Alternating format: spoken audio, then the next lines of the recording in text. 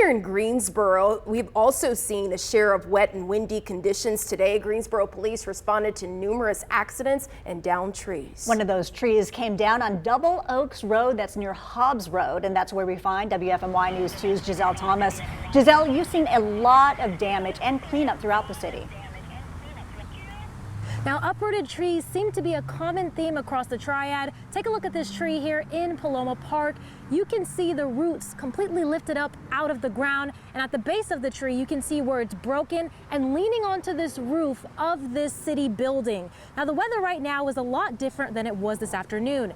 Heavy rain and winds broke down dozens of trees throughout the Triad, including this one here in Greensboro.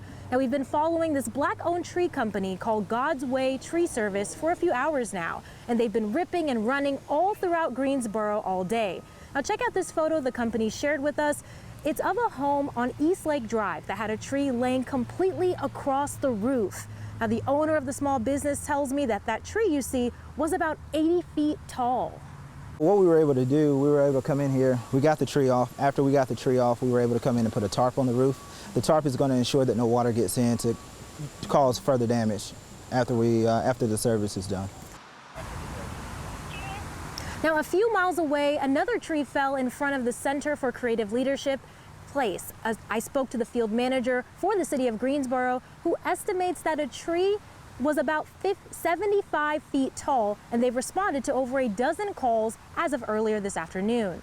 Now, meanwhile, neighbors in Latham Park are dealing with rising floodwaters. I met a resident who's lived in the neighborhood for over 30 years, and he tells me that he cleans up debris himself to prevent excess flooding to come across his yard. Once the creek reaches a certain level, the water will not flow out of here because of the back pressure. So I try to clear it out before it gets to that level. Once it does, nothing you can do about it.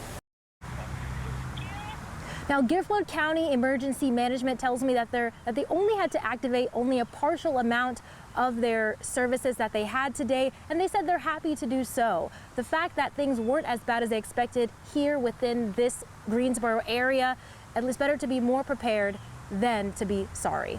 Live in Greensboro, Giselle Thomas, WFMY News 2.